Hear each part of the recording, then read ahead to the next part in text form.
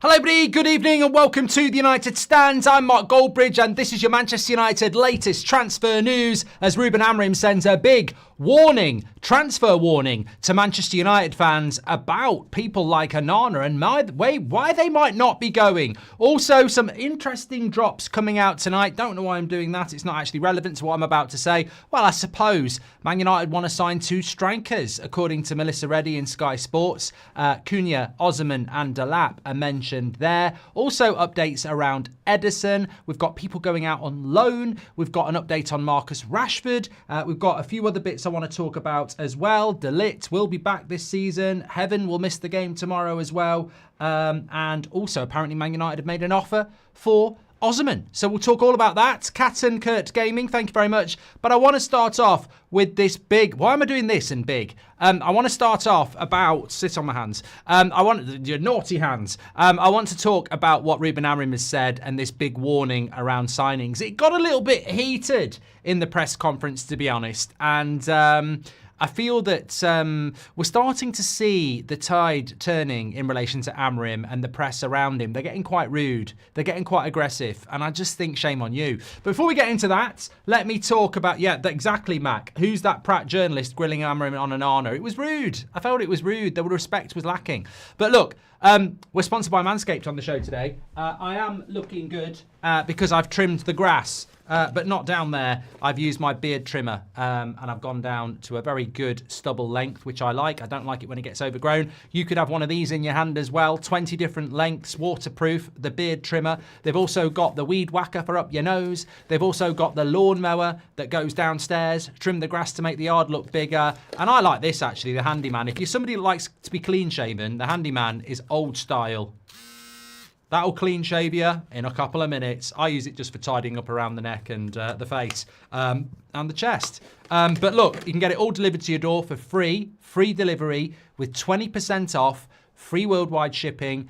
TUS20 is the code. Go through the link in the description or scan the QR code. I've got to say, Manscaped is trusted by millions of men worldwide, but it's also trusted by Mark Goldbridge. It's trusted by me. I've not touched any other male grooming kit in 3 years. I am loyal to Manscaped, regardless of whether they're giving us brilliant exclusive discounts or not. I will remain loyal because in hand, it's the second best thing I've ever put in it.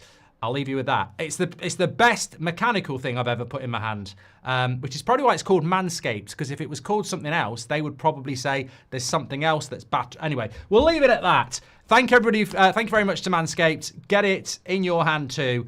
20% off, free worldwide shipping with the code TUS20. Sometimes I think the Manscaped integration is arguably one of the best parts of this show. Brilliant.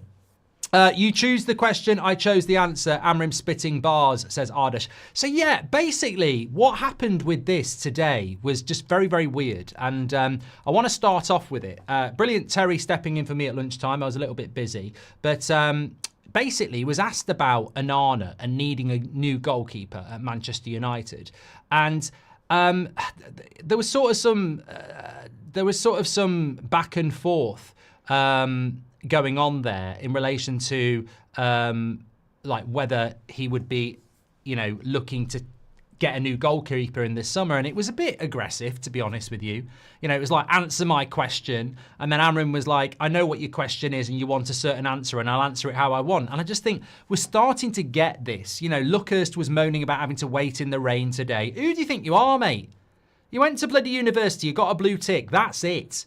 Loads of people have done that. Stand in the rain or don't stand, or go home, Wet, wet, wet. But my point is, I just think some of these journalists are privileged. They don't know that, realistically, you're part of a dying breed. No one's really interested in you and your bloody client journalism. Get some bloody manners, because I tell you what, if you're not going to respect and be, have good manners with these managers, if they don't answer your questions, you're nobody. So I just think, you know what? A manager doesn't have to answer your question. Politicians never do. And a manager is never going to sit there and go, before a big game when he's picking Onana, yeah, I do want to sell him, he's shit.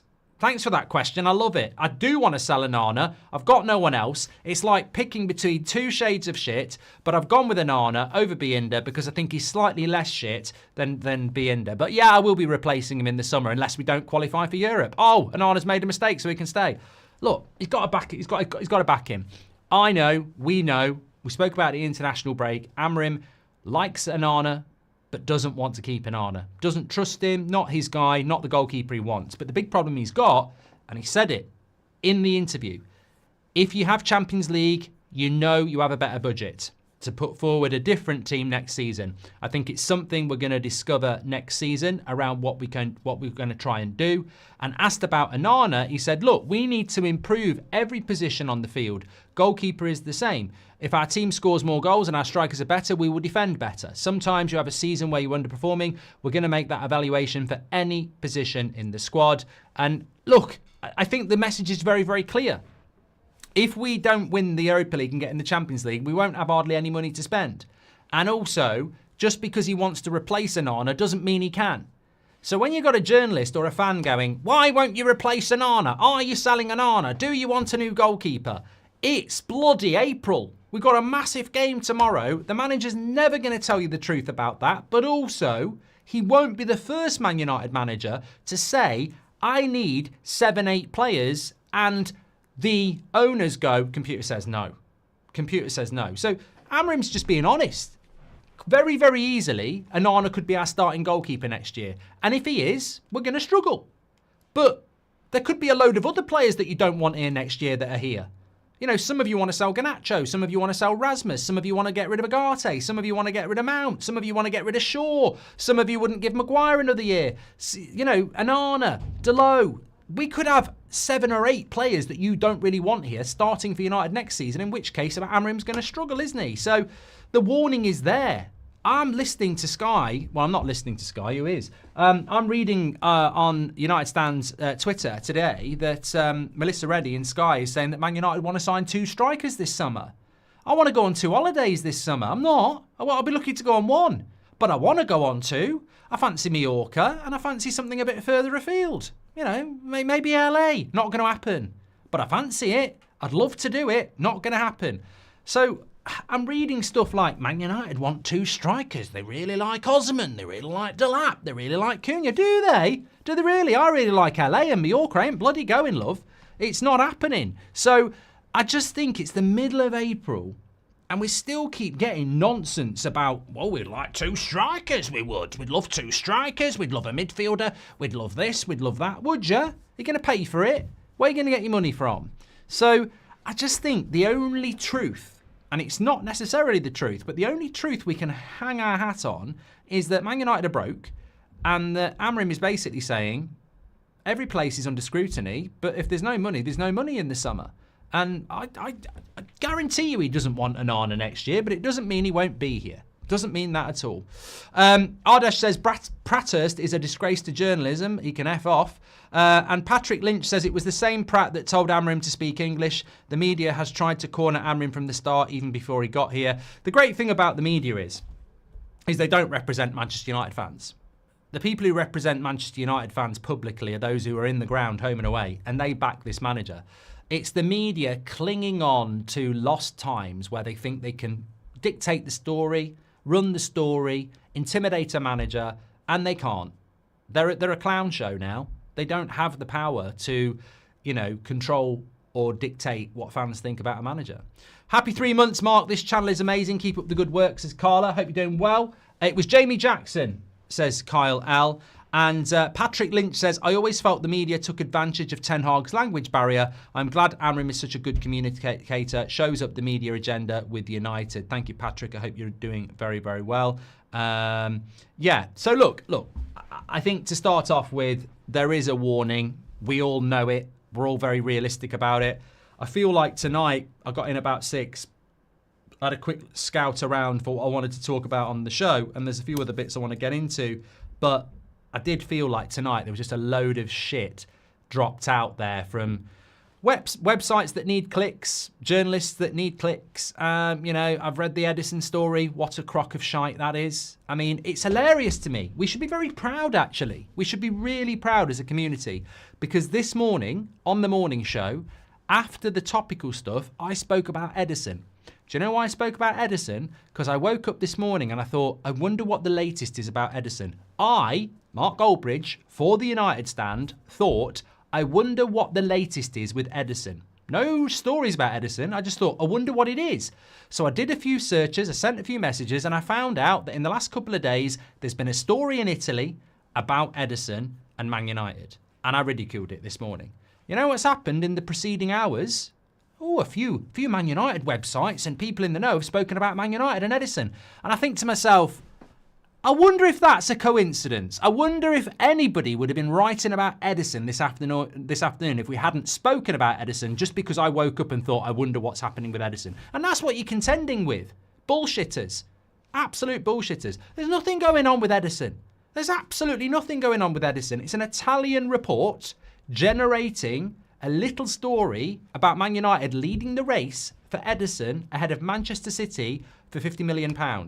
We haven't got 50 pence.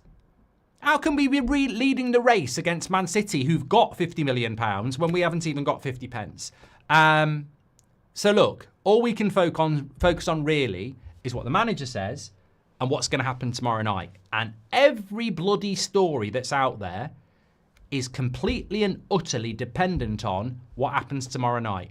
If we win tomorrow night, you can keep talking about your dream signing. You can keep dreaming that we're going to do this, that, and the other. If we lose tomorrow night, I'd scrub it all out and go, we're doomed. We're absolutely doomed. So, yeah, I think that's sort of where we are. But I think people lose sight of it. I think they read on Sky Sports, Man United want 2 strikers, and they see the name Cunha, Delap, and Osman, and they go, I want Osman and Cunha. Yeah, I bloody do as well. But it ain't going to happen. Not going to happen. And I think sometimes you just got to listen to the manager. And as I said, it's bloody obvious. I don't know why anybody wouldn't realise it. But as he said, if you win the Champions League, it changes the situation. If you don't, you're in a very different situation as well. Interestingly as well, obviously this morning there was a lot of conversation about whether Rashford should come back or not. I don't know whether this is a bit of a media brief or not, but this has been out there from a few places, and I'll credit Melissa Reddy for this from Sky. Marcus Rashford, I've got to get the bloody words out. Marcus Rashford has not given up hope of joining Barcelona. There is no remorse from the Manchester United hierarchy over sending Rashford out on loan. The profit from his sale will go towards 2 new attacking players. Oh my God. Oh my God. I can't speak. I actually can't speak.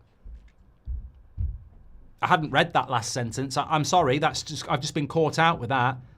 Oh my God. I can't believe how crap that story is. We're selling Rashford and buying 2 strikers with it. Who are we getting then? Preston North End striker and Stockport's. The profit from Marcus Rashford will go on 2 attackers. What bloody profit? At best, we're going to get about 30 million quid. What are we going to get with that? We're going to get 2. Who's coming out of time? We're getting York and Cole out of retirement. Bloody hell. Bloody hell. I mean, I wonder what type of moron you've got to do to read that and get excited. Ah, Jesus. They don't even try to be intelligent, do they? I mean, the profit from Marcus Rashford will buy us 2 attackers. Who? I don't know. But look, I think, you can probably discount every bit of that report now based on the last sentence. So I don't know why I read it, because I hadn't read that last sentence. But I think, do I think Man United have any remorse over Marcus Rashford? Absolutely not. I read something today, I think it was Manchester Evening News, saying that sources close to Marcus Rashford say he's never been so happy. Somehow I think he was probably happy when he was scoring goals for his boyhood club and winning Player of the Year. I just want to hazard a guess there, so I don't know where that bullshit's coming from, but yeah, we all want to live in the now, but somehow I think, breaking through and debut for his boyhood club, scoring goals, winning Player of the Year, I'd say that was probably a happier time than now. I'm not saying he's not happy now. Obviously, he's a lot happier than he probably has been in the last 12 months, but I don't believe for 1 minute that Marcus Rashford is happier than he's ever been. playing on loan at Aston Villa. I just don't believe that. I think he's in a happier place than where he was 6 months ago, and good luck to him and fair play to him. I don't actually think Man United are concerned. I think when you send somebody on loan, the last thing you want for them to happen is break their leg or play shit. If I send a player out on loan, I really want them to do well. One, so I can sell them for a good price, or two, if we haven't had a big fallout, I might bring him back. So I think, remorse is the wrong word. Everybody just needs to move on. Is Amorim our last hope, even with bad management, says John? I would say so, yes. Andre Gomez is in the house. He says, I personally believe that if Delap is the target and we fail to get him, we're absolutely awful at making deals. Maybe worse than before. Some would say we're awful at getting, what did you say? We're awful at making deals even if we get Delap. That journalist was acting all smug, disrespectful prat, says Dunny. Thank you for that. Two things that did come out of that Amorim press conference, which we sort of spoke about last night, was that Xerxes is out for the season. We covered that last night before it even came out. And De Ligt is a long way off being fit, which we covered last night as well. So our show last night at 7 o'clock, if you check it back, game over, Xerxes and De Ligt on it. Lunchtime today, Amorim confirming season over for Xerxes, and De Ligt's going to be out for a while. Look, sometimes you do get good information, and I don't think the Xerxes one necessarily comes out as a surprise. You could probably have guessed that from what happened on Sunday. But as I said about De Ligt, he's basically been injured for 2 weeks with very little update from the club, and the feeling is that this is a longer injury. So I think I think it's a concern. And what's a bigger concern is that Heaven's not available tomorrow night. Apparently he's had a little knock in training as well. It isn't anything major, but if we get an injury in the game tomorrow to any of our centre-backs, it's Lindelof. So, we are a little bit thin on the ground at centre-back, and we're very, very thin on the ground up front. It's a massive blow not having Xerxes, by the way. It really, really is, because I don't know what you do, really. I was thinking about this today. I don't know what you do, because, we're going to pick Rasmus, and some people don't like that. But what if he gets injured? Like, we're playing a game every 3.5 days at the moment. I think we've got a week off after Wolves, and then if we beat Lyon tomorrow, it would be weekend game next weekend, which I think is Bournemouth away. Then the semi-final of the Europa League, then Brentford away, then semi-final of the Europa League. It's just relentless games of football, and it's like we're in a very, very, very real position of finishing fourth from bottom. We can't. I don't really care about the Premier League, but some people are saying you've got to care a little bit. You can't finish fourth from bottom. It's disgusting. But then I'm like, well, I don't want to pick Rasmus in the Premier League. And whatever you think about him, I don't want to pick Rasmus in the Premier League because we need a bloody striker for Europe. So we are on the edge, right on the edge when it comes to strikers. We can't use Obi in the Europa League. I don't even know if he's ready at 17 to play in the Premier League, but we've got nobody else. We're basically doing false nine with Bruno or Mount if that happens. Desperately need Ahmad back. He could probably play there as well. Thank you very much, everybody who's getting involved, by the way. So, that's the latest on that. There were a couple of other things I wanted to talk about as well, and I can't see where I've put it down. What we've got. I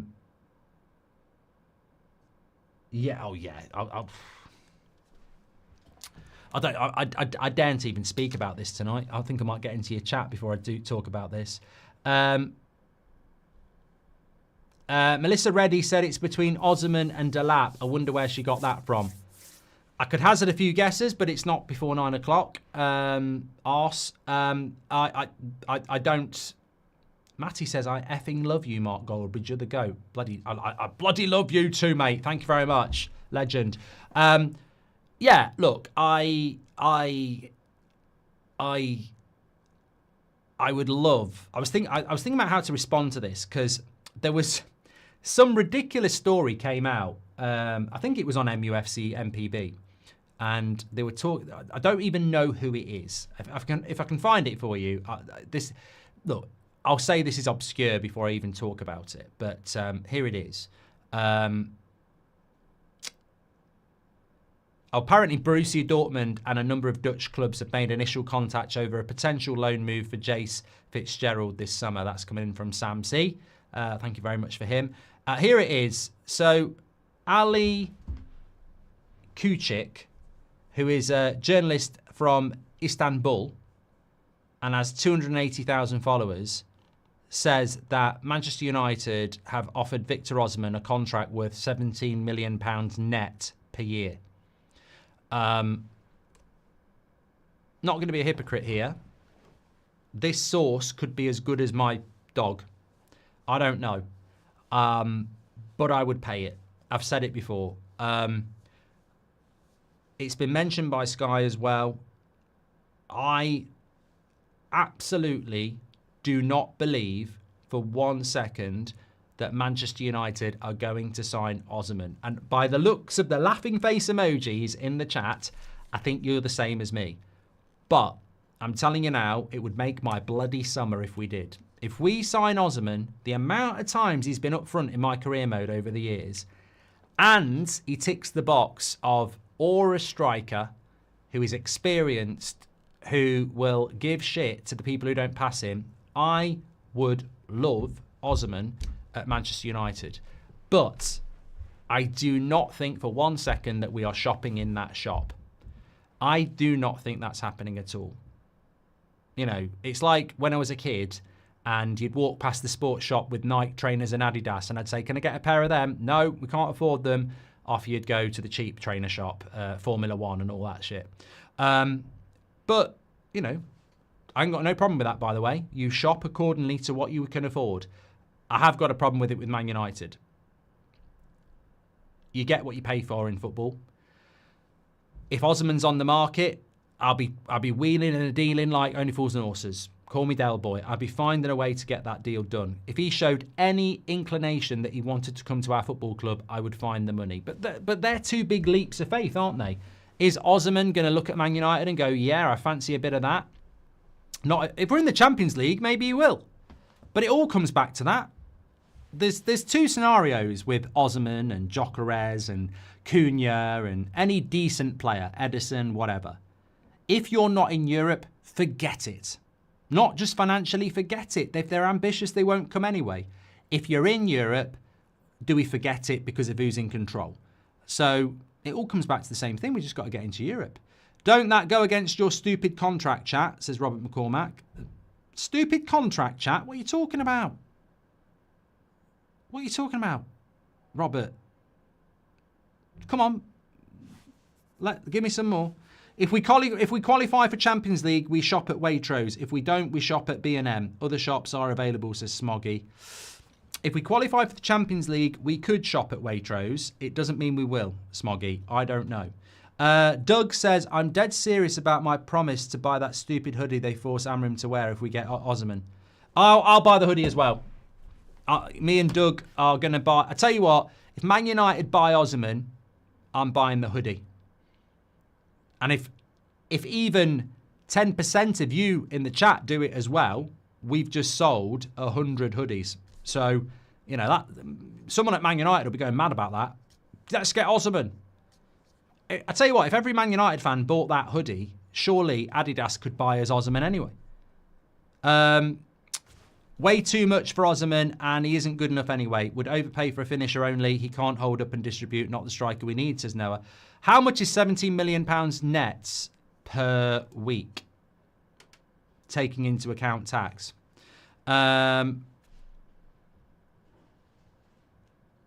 Is your dog called Bark, Goldbridge, says Matthew. That would be very good. Why two strikers when we can get one good one, says MM. Right, let's get into some of your questions. When players leave, won't leave because of their wages, says Robert McCormack. Yeah, but come on, mate. There's a big difference between signing Onana and Anthony and giving them, you know, 200 grand a week and then signing Osimhen. I'm not...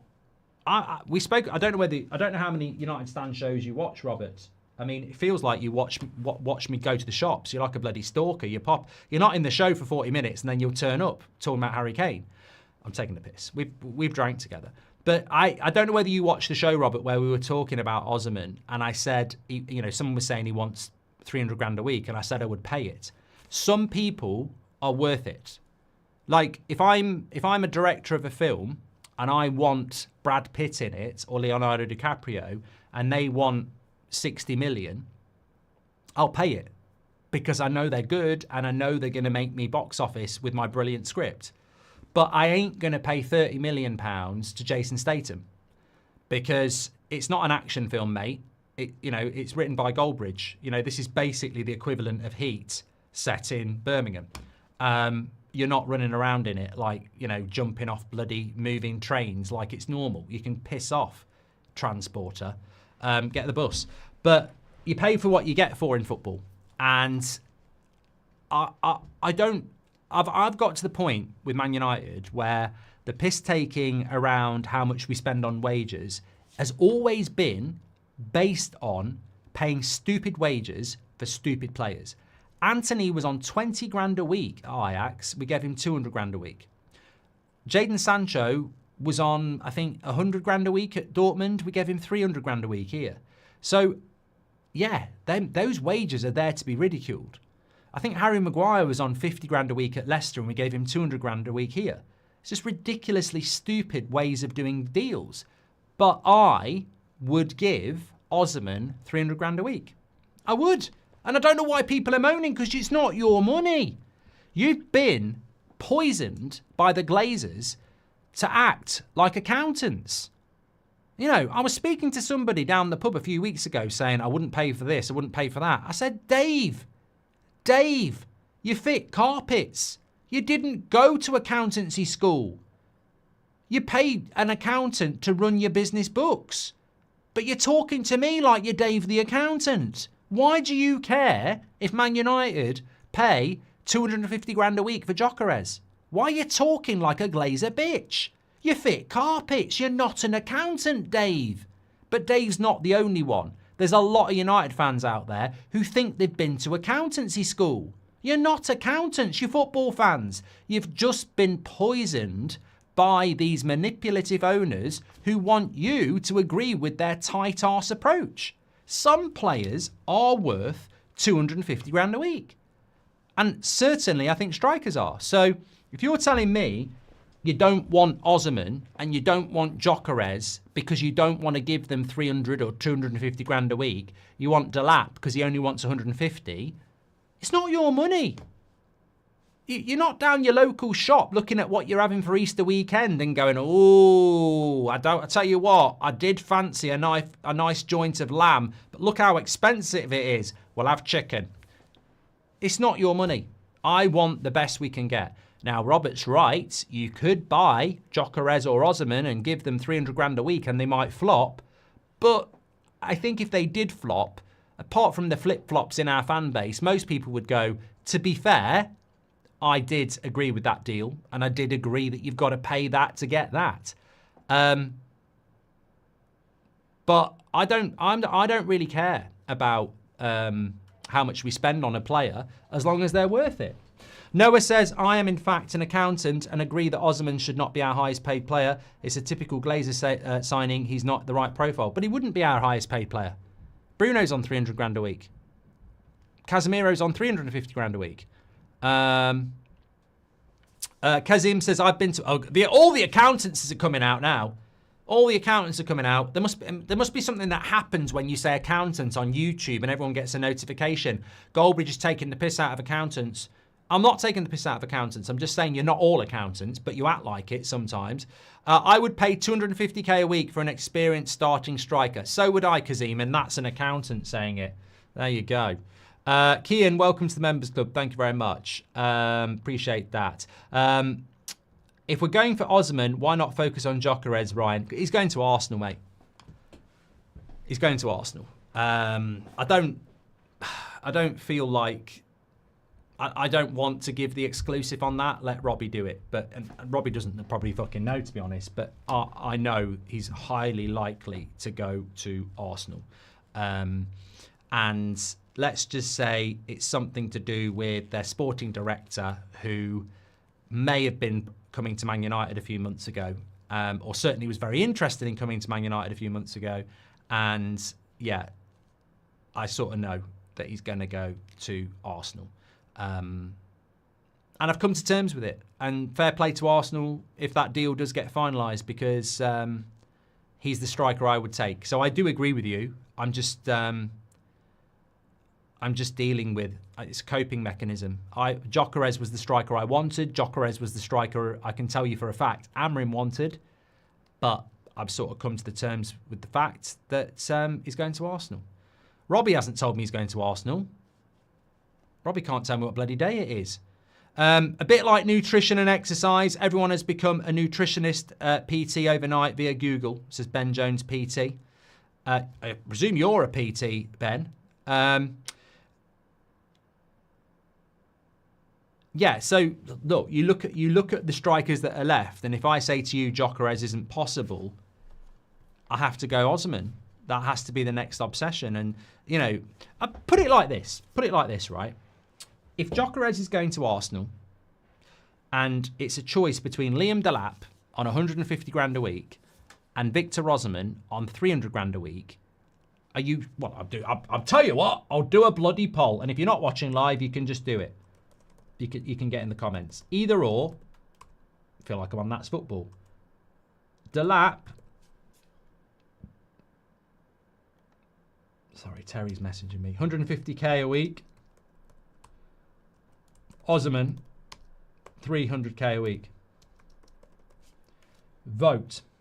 Off to the game tomorrow. Never seen us lose at Old Trafford. I fear my reign may come to an end. Lee, it's not coming to an end. Emil says the entitlement of these journalists. Luckhurst is a clown.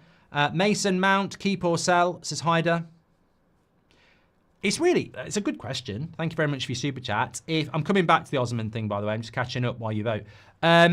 If Mason Mount could stay fit for 7 months out of a 9-month season for the next 3 years, I'm keeping him. But basically, if I was given 2 options, right? Stick with Mason Mount or take 30 million quid now. I'll take 30 million quid. Knowing what I know, I'd take the 30 million quid. But if somebody said to me he's going to stay fit for 7 months out of the next 3 seasons, I'll keep him. But knowing what I know, I'll take £30 million now. I might even take 25. And that would cause us a loss on the books, by the way. Can you explain why do we have to pay for Rashford's next 3 years' wage if we sell him to Villa, says Faisal? Because nobody on this planet is giving Marcus Rashford 300k a week. And he's got 3 years left on his contract. So basically what's happening is Man United will sell Rashford for about £40 million, but half of it will go to Rashford to cover off the wages people won't pay. So basically, Rashford has got a contract of 300k a week for 3 years left. That is signed, sealed and delivered. He has signed that contract because Man United gave him the contract. There are clubs that will buy him and are willing to give us 40 million for him, but they won't pay him that wage. So Rashford comes to United and goes, I will go, but I'm not taking a pay cut for a contract I signed with you. So Man United have to go, we'll take the 40 million from you and we'll give you 20 million. The same thing happened with West Ham and Maguire. We agreed a deal to sell Maguire to West Ham for 30 million, but Maguire still had 3 years left on his deal on 190 grand a week, and West Ham were only going to give him 100k. So Maguire basically said, I will go to West Ham, but I'm not taking a pay cut for a contract that's got years left on it that you gave me. And United refused to pay him the rest. To be honest with you, I don't think Rashford's in the wrong. I would do the same. I would do exactly the same. If I've signed a contract for a certain amount of money and I can sit on my arse and take it, I do want to leave and play football, but I'd say to the club, I'm not letting you take £40 million profit for me and take a pay cut. What do I get? It's annoying, but it ain't Rashford's fault. It's the club. Realistic signings, Mark, says Emil. Right here, right now, I can't give you them. Until I know whether we're winning the Europa League, I can't give you them. But I know, I'd say Liam Delap is the obsession at the moment. I rate Delap highly as a talent, but he's not what we need. However, he's what we're going to get, says Andre. Watch as the elements of this fan base who want him turn on him when he's inconsistent. I'd be very, very, very surprised if that didn't happen. Do a season stat comparison between Osimhen, Delap, Gyökeres and Vlahovic. I don't need to, Z, because it's not stats that you compare Osimhen, Delap and Gyökeres with. It's your eyes. I couldn't give a shit about Portuguese League, Turkish League, Premier League. If you think Delap is on the same level as Gyökeres and Osimhen, you are taking a big guess. The reality is Osimhen and Gyökeres are way better than him. Way better than him. Mark, please watch along tomorrow with hoodie. We may win, says John. You want me to wear this? Why? I will wear it, but I mean, I'm not like Ancelotti with my warm coats, but what is it about this hoodie that you think is going to do it? Ben Jones says absolutely, and a nutritionalist, says Ben. Mate, I find it very interesting, but like you say, it's like anything. It's who's credible and who's not. Realistic signings, we've done that. Right, I'm coming back to the poll. Would you sign Delap on 150 grand a week or Osimhen on 300k a week? 78% of you would rather sign Delap. Idiots. Actually, I've read that wrong. 22% of you would sign Delap. 78% of you would sign Osimhen on 300k a week. Well, thank you everybody for restoring my faith in this community, because you're not accountants. You're not Dave FC. You're you. And the point is, I couldn't give a toss about saving money on a striker. This is the guy that's going to score his goals. This is the guy where we need experience. I don't need another learner driver, and I'm not paying 150 grand for one just because they're cheap. Give me 300 grand a week for Osimhen every day of the week. He might flop, but I will stand there, put my hand up and say, I wanted this deal. So, yeah, I completely agree. You get what you pay for. And as I've said many, many times, I think Delap is a decent prospect, but we need to get the best we can get. We really do. I'm hoping that Rasmus has a good night tomorrow, says Mohims. Look, I'm not saying it's a high percentage chance, but I still believe that we could bring in an Osimhen, keep a Rasmus, and have two strikers that work well together and contrast each other really, really well.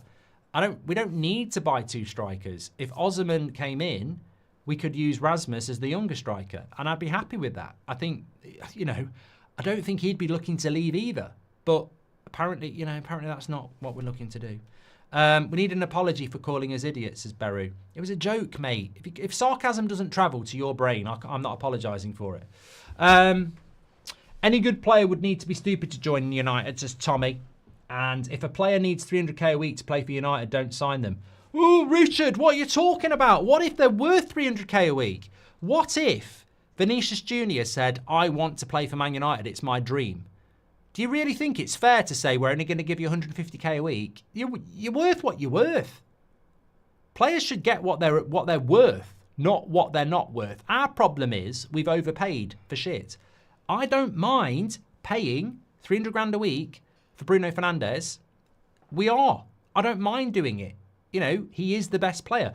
Is he worth 300 grand a week? You can debate it, but if anybody deserves to be our best paid player, it's not Casemiro, it's Bruno. So, sometimes players are worth it. I think some people see a wage of 250 grand a week and go, oh, it's disgusting. There's a lot of players in the Premier League on 250 grand a week or more. And most of them you'd go, I can see why.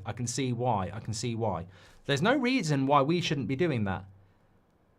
We're not, can I just say, we're not in debt or broke because of wages.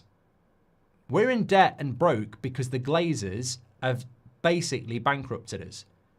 It's not because we paid stupid wages on players. It's because of the Glazers. Simple as that. Original Bro says, my prediction for tomorrow is a win, 3-0. There we go. Right, I've got to go because I'm live. We had 25,000 people watching last night for the Villa PSG game. Real Madrid against Arsenal. I've got a bad feeling about this. I've got a bad feeling about this. Join me on That's Football. I'm going to be live in 5 minutes. Could be a very epic night. Tomorrow night, it's our turn. I've got my bottle of red ready. I'm going to wear this hoodie now because John said so. But I've got my bottle of red ready tonight. I will start at the start and we will go through it together. I'm looking forward to it. I'll see you on That's Football in a bit. Take care, legends. Really enjoyed the show. Thank you very much for watching. Smash a like and subscribe.